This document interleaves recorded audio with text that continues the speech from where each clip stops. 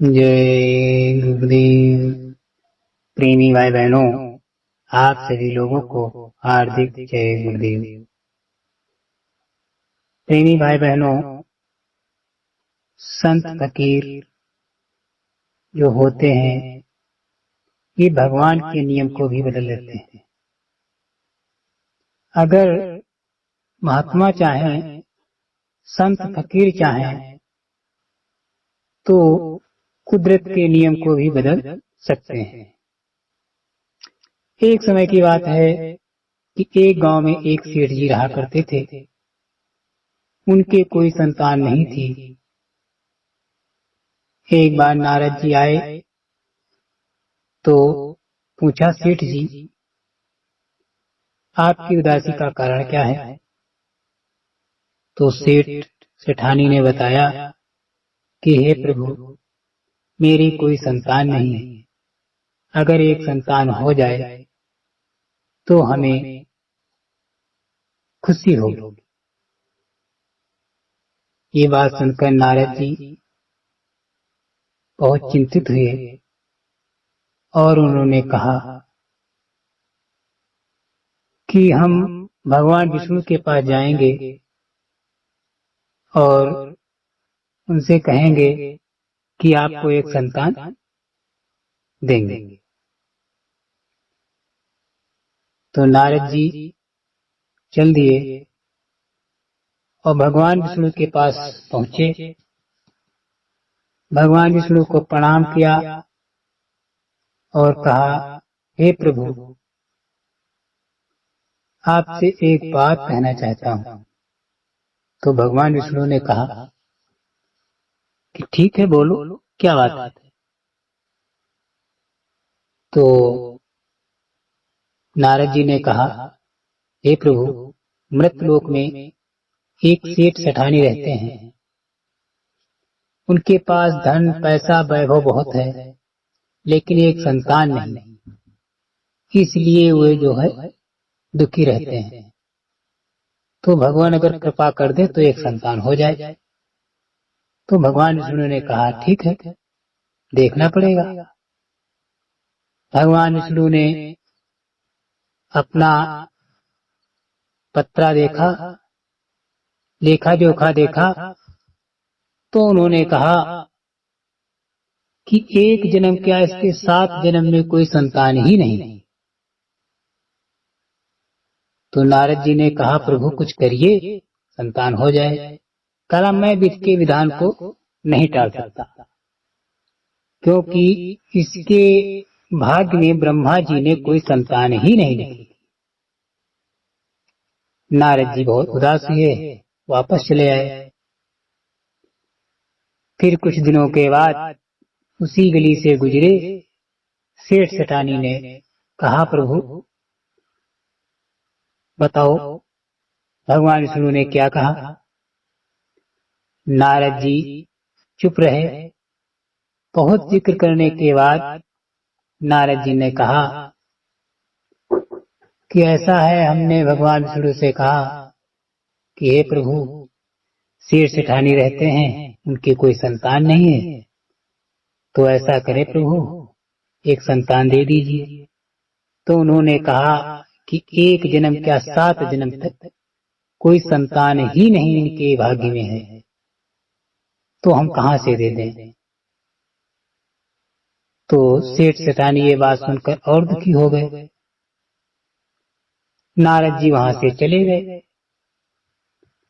तब तक कुछ देर बाद एक मस्ताना नाम के फकीर उधर गली में गुजर रहे थे और आवाज लगा रहे थे, अगर कोई मुझे 1 रोटी दे, 1 संतान ले, 2 रोटी दे, 2 संतान ले। जब यह आवाज सेठ सेठानी के कान में पड़ी तो अपने वो दरवाजे पे आई। दरवाजा खोलती हैं, देखा कि वो फकीर आवाज लगाते हुए चले आ रहे हैं। तो उन्होंने मस्ताना फकीर से कहा, प्रभु हमारे यहाँ दर्शन दे दीजिए, पधारिए। तो मस्ताना फकीर ने कहा कि ठीक है, उसको बुलाया। महात्मा जी को बढ़िया खाना बना करके भोजन परोसा गया और सेठानी ने क्या किया, एक दो नहीं 7 रोटी बनाई और महात्मा जी के पास रख दी। महात्मा जी जो थे मस्ताना फकीर, 7 रोटी जो है उन्होंने अपना खा डाली। खाने के बाद पेट पर हाथ फेरा और चल दिए। कहा, जा बेटी, तूने मेरी इच्छा पूर्ति की है, तेरी इच्छा प्रभु पूर्ण करेगा। ये कहते हुए मस्ताना फकीर अपना फिर चल दिए। कुछ दिन बीतते, फिर नारद का आगमन होता है। तो नारद जी जब आए तो सेठ सेठानी ने उनको आओ भगत की आदर किया, बुलाया, खाना खिलाया।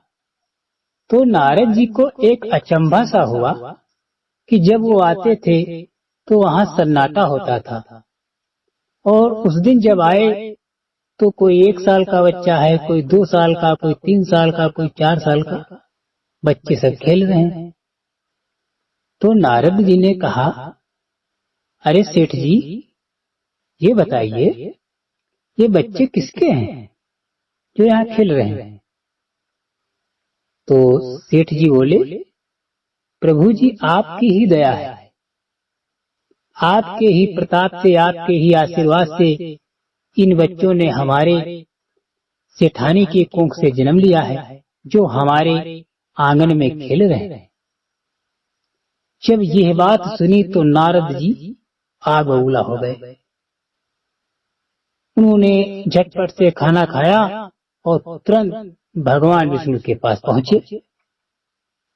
भगवान विष्णु आता देख तो प्रभु तो अंतर्यामी होते हैं, वो तो जान जाते हैं किस क्षण क्या होने वाला है, क्या हमारे मन में है, क्या आपके मन में है। तो भगवान विष्णु ने अपने बीमार होने का नाटक कर दिया। तो अपनी बात नारद जी कह पाते, लेकिन उसके पहले ही भगवान विष्णु ने बोल दिया कि आज तो मेरा सर दुख रहा है, अगर हमारा सर ठीक हो जाए तो हम कुछ बात का जवाब दे सकते हैं, आपकी बात सुन सकते हैं। तो नारद जी ने कहा, तो प्रभु आपका सर तो दवा क्या होगी? तो उन्होंने कहा, अगर हमको 1 कटोरी खून मिल जाए तो उसको हम पी लें और हम ठीक हो जाएंगे। तो नारद जी ने कहा, ठीक है, अभी हम आपको 1 कटोरी खून लाते हैं। नारद जी ने 1 कटोरी ली और 1 छुरा लिया और उसको लेकर के मृतलोक की तरफ चल दिए। मृतलोक में टहलने लगे और कहते किसी से, भगवान विष्णु का सर जो दुख रहा है और उनको 1 कटोरी खून की आवश्यकता है, भैया आप दे दीजिए, दादा आप दे दीजिए। तो उनकी बात कोई मानने पर तैयार ही नहीं हुआ। सबके सब कहने लगे, ऐसा हो ही नहीं सकता, भगवान वो भी खून से ठीक होंगे। तब तक शाम होने वाली थी। नारद जी बहुत व्याकुल हुए। कहा, अगर मैं खून न ले गया तो प्रभु का सर ठीक नहीं होगा, और जब सर ठीक नहीं होगा तो हमारे प्रश्न का उत्तर भी नहीं देंगे। जब उत्तर नहीं देंगे तो ये तो असमंजस की बात है। तो सूर्य ढलने वाला था, लेकिन कोई भी खून देने पर तैयार नहीं हुआ। उसी जंगल से गुजर रहे थे जिस जंगल में उस मस्ताना फकीर की कुटिया थी। मस्ताना फकीर ने देखा कि नारद जी आ रहे हैं, तो उन्होंने प्रणाम किया। कहा, देवर्षि नारद जी, कैसे आपका आगमन हुआ? तो नारद जी ने अपनी बात कही कि भगवान विष्णु का सर दर्द कर रहा है और उनको 1 कटोरी खून की आवश्यकता है। हम सारे भूमंडल पर सभी से कहा, किसी ने खून नहीं दिया, इसलिए आप इधर से जा रहा था तो आपके दर्शन हो गए। मस्ताना फकीर बोले, कि ठीक है, चलो लाओ। कटोरी लिया और वही चाकू से अपनी जांघ से काट दिया और खून कटोरी भर दे दिया। कहा जाओ भगवान विष्णु को दे देना, ठीक हो जाएंगे। तो भगवान विष्णु जब देखा नारद जी लिया रहे हैं, भाई खून पिया आराम से, कहा ठीक है आप बताइए। तो नारद जी ने अपनी बात रखी। उन्होंने कहा कि ऐसा है प्रभु, आपसे मैंने कहा था कि सेठ सेठानी रहते हैं मृतलोक में, उनकी कोई संतान नहीं है, तो महाराज कृपा करके एक संतान उनको दे दीजिए। लेकिन आपने कहा कि इनके 7 जन्म तक कोई संतान ही नहीं है। और जब आज मैं गया वहाँ तो देखते हैं कि उनके आंगन में 7 संतानें खेल रही हैं, 1 2 3 4 नहीं 7 संतानें। तो भगवान विष्णु जी मुस्कुराए, कहा है देवर्षि नारद, आप ये बताइए,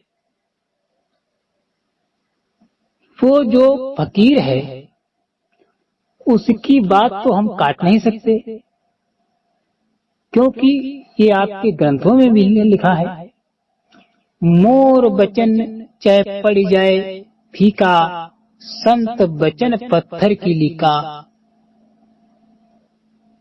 ऐसा क्यों प्रभु? कल ऐसा इसलिए क्योंकि जब हमारा सर दर्द कर रहा था तो मृतलोक पे सारे भूमंडल में आप हो आए, किसी ने खून नहीं दिया, उस मस्ताने फकीर ने दिया। तो बताओ उसकी बात क्यों काट देते? रही बात आपकी, ये खून आप भी दे देते। हमने ऐसा तो कहा नहीं था कि कोई मृतलोक का संत हो, फकीर हो या किसी विशेष मजहब का हो, हमने तो सभी के लिए ऐलान किया था। तब नारद जी कहा, ठीक प्रभु मैं समझ गया। इसलिए प्रेमी भाई बहनों, गुरु महाराज महापुरुष संत दयालु होते हैं, अगर वो चाहें तो सब कुछ कर सकते हैं। जिस प्रकार से हम आप कहते हैं संत सतगुरु गुरु धारण करने से क्या फायदा, लेकिन बहुत बड़ी फायदा होती है। जिस प्रकार से एक ईंट जो जिससे घर मकान बनाया जाता है, इसकी वजनता लगभग में 2.5-3 किलो होती है। अगर इसकी आधी ईंट तोड़ दी जाए, उसके बाद वही ईंट किसी के सर पे मार दी जाए तो शायद बिरला ही सर बचेगा, नहीं तो फूट जाएगा। और अगर एक ईंट 2.5-3 किलो की, उसका आधा टुकड़ा अगर मार दिया जाए तो उसकी खपड़ी फट सकती है। परंतु अगर वही 3 किलो एक रुई को किसी पोटली में